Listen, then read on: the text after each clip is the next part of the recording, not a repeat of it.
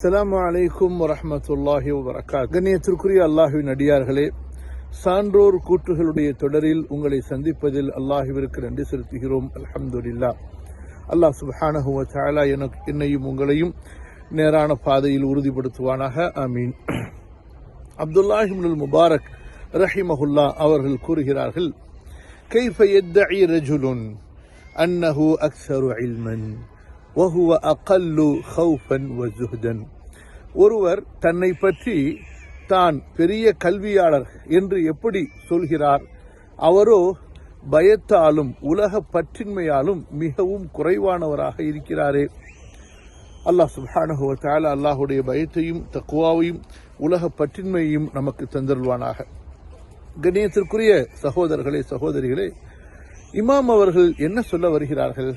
அதாவது, ஒருவர் மார்க்க கல்வியை கற்ற மார்க்க அறிஞர் என்றால், அவர் குர்ஆனையும் சுன்னாவையும் நன்கு கற்ற ஒரு ஆலிம் என்றால், அவரிடத்திலே அல்லாஹுடைய பயம் அதிகமாக இருக்க வேண்டும், தக்வாவுடைய வாழ்க்கை இருக்க வேண்டும், அவருடைய சொல்லில் செயலில் அல்லாஹுடைய பயம் மிகுந்து காணப்பட வேண்டும், ஹலால் ஹராமுடைய பேணுதல் இருக்க வேண்டும், இறையச்சத்தினுடைய வெளிப்பாடு இருக்க வேண்டும்.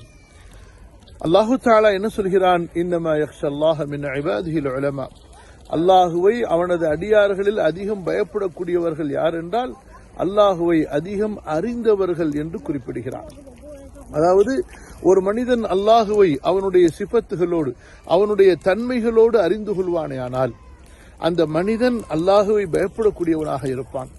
அல்லாஹு தஆலா எப்படி ரஹ்மானாக ரஹீமாக இருக்கின்றானோ அதுபோன்று அவன் ஷதீதுல் இகாப், தண்டனையால் மிக கடுமையானவனாக இருக்கிறான். சரீஉல் ஹிசாப், விசாரணை செய்வதிலே அவன் மிக தீவிரமானவனாக, கணக்கெடுப்பதிலே மிக துல்லியமானவனாக இருக்கிறான். ரசூலுல்லாஹ் ஸல்லல்லாஹு அலைஹி வஸல்லம் அவர்கள் சொன்னார்கள், அன அலமுக்கும் பில்லாஹ் வ அக்ஷாக்கும் லில்லாஹ். நான் உங்களில் அதிகமாக அல்லாஹுவை அறிந்தவன், நான் உங்களில் அதிகமாக அல்லாஹுவை பயப்படக்கூடியவன் என்று. கண்ணியத்திற்குரியவர்களே, இல்ம் என்பது பயத்தை கொடுக்க வேண்டும், தக்வாவை கொடுக்க வேண்டும், இறையச்சத்தை கொடுக்க வேண்டும். அதுபோன்றுதான் ஒரு மனிதர் உண்மையான மார்க்க அறிஞர் என்றால் இம்மையை விட மறுமை வாழ்க்கை சிறந்தது என்பதை அவர் புரிந்திருப்பார். ஆகவே அவருடைய இல்மை மறுமைக்காக ஆக்கிக் கொள்வார். தான் கற்ற கல்வியை கொண்டு, தான் செய்யக்கூடிய அமல்களை கொண்டு, பிரச்சாரத்தை கொண்டு, தன்னுடைய தாவா பணிகளை கொண்டு அவர் உலகத்தை தேட மாட்டார். உலகத்தினுடைய செல்வமாக இருக்கட்டும், அல்லது உலகத்தினுடைய பதவிகளாக இருக்கட்டும், அல்லது ஆடம்பரமான வாழ்க்கையாக இருக்கட்டும், அல்லது வேறு எந்த ஒன்றாக இருக்கட்டும், எதையும் தன்னுடைய கல்விக்கு அவர் தேடமாட்டார். மாறாக தன்னுடைய கல்வியை கொண்டு ஆகிரத்தை தேடக்கூடியவராக, அல்லாஹுடைய திருமுகத்தை தேடக்கூடியவராக இருப்பார். இதைத்தான் இப்னுல் முபாரக் ரஹிமஹுல்லாஹ் சொல்கிறார்கள், மார்க்க கல்வி கற்ற ஒரு மார்க்க அறிஞர், மார்க்க கல்வி கற்ற ஒரு மார்க்க அறிஞர், அவர் தன்னை அறிஞர் என்று சொல்வதாக இருந்தால் அவரிடத்திலே அல்லாஹுடைய பயம் வெளிப்பட வேண்டும். அவர் மூலமாக மக்களுக்கு தக்வாவுடைய வாழ்க்கை வர வேண்டும்.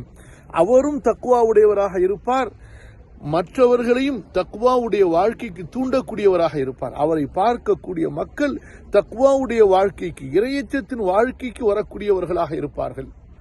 அதுபோன்றுதான் உலக பற்றின்மை, அதாவது உலகத்தின் மீது மோகமின்மை, தனக்கு கிடைக்கக்கூடிய அல்லாஹ் கொடுக்கக்கூடிய செல்வங்களை அல்லாஹ்வின் பாதையில் செலவழிக்கக்கூடியவராக இருக்க வேண்டும். ஒரு சாதாரண செல்வந்தர் அல்லது ஒரு சாதாரண முஸ்லிம் நடுத்தர மனிதரோ அல்லது அதற்கு மேல் உள்ளவரோ அல்லாஹுவின் பாதையில் செலவழிப்பதை விட ஒரு மார்க்க அறிஞர் அல்லாஹுவின் பாதையில் அதிகம் செலவழிப்பவராக இருக்க வேண்டும். ஏழை எளியவர்களுக்கு உதவக்கூடியவராக இருக்க வேண்டும். ஏழை எளியவர்களுடைய ஹாஜத்தில், தேவைகளிலே தன்னுடைய செல்வத்தை செலவு செய்பவராக இருக்க வேண்டும். அல்லாஹ் கொடுத்ததை கொண்டு போதுமாக்கிக் கொள்வதோடு அல்லாஹ் கொடுத்ததை அதை பிற மக்களுக்கு கொடுக்கக்கூடியவராக இருக்க வேண்டும். உலக மோகங்களின் மீது அவருக்கு நாட்டம் ஏற்படக்கூடாது. செல்வந்தர்களுடைய செல்வத்தை பார்த்து அவருக்கு பேராசை வரக்கூடாது. தன்னுடைய கல்வியை கொண்டு அவர் உலக செல்வத்தை தேடக்கூடாது. இப்படிப்பட்ட அல்லாஹுடைய பயமும் இந்த உலகத்தின் மீது உண்டான ஆசையின்மையும் மறுமையின் தேடலும் தான் ஒரு மனிதனுடைய இல்மை கொண்டு, ஒரு மனிதன் தன்னுடைய இல்மை கொண்டு தானும் பலன் பெற்று பிற மக்களுக்கும் பலன் கொடுக்கும்படி செய்யும். இத்தகைய உயர்ந்த ஒரு தரஜா தான் நம்முடைய ஸலஃபுகளுடைய தரஜா. அவர்களிடத்திலே மார்க்க கல்வி இருந்தது, அல்லாஹுடைய பயம் இருந்தது, உலக பற்றின்மை இருந்தது. ஆகவே அவர்கள் சத்தியத்தை சொன்னார்கள், அல்லாஹ்வுக்காக வாழ்ந்தார்கள், மார்க்கத்திற்காக வாழ்ந்தார்கள், மறுமைக்காக வாழ்ந்தார்கள், மக்களை அல்லாஹ்வின் பக்கம் அழைத்தார்கள், ஆகிரத்தின் பக்கம் அழைத்தார்கள். ஆனால் இன்று அல்லாஹ் நம்மை பாதுகாப்பானாக, கல்வியை கொண்டு உலகத்தை தேடக்கூடியவர்கள், கல்வியை கொண்டு பிரபலத்தை தேடக்கூடியவர்கள், கல்வியை கொண்டு புகழை தேடக்கூடியவர்கள் இருக்கிறார்கள். மார்க்க கல்வி கற்றோம் என்று சொல்கிறார்கள், ஆனால் அல்லாஹுடைய பயமற்ற வாழ்க்கை அங்கே அவர்களிடத்திலே காணப்படுகிறது. ஹலால் ஹராமுடைய பேணுதல் அங்கே காணப்படுவதில்லை. இதன் மூலமாக, அவர்களுடைய கல்வியின் மூலமாக அவர்களுக்கே பலன் கிடைக்கவில்லை என்றால் பிற மக்கள் எப்படி அவர்களுடைய கல்வியை கொண்டு பலன் பெறுவார்கள்? அல்லாஹ் பாதுகாப்பானாக. ஆகவே கண்ணியத்திற்குரிய சகோதரர்களே, இமாம் இப்னுல் முபாரக் எவ்வளவு அழகாக சொன்னார்கள், கைஃப யத்இ ரஜுலுன் அன்னஹு அக்ஸரு இல்மன் வ ஹுவ அகல்லு கௌஃபன் வ ஸுஹ்தா. தன்னிடத்தில் கல்வி ஞானம் அதிகமாக இருக்கிறது என்று எப்படி ஒருவர் சொல்ல முடியும்?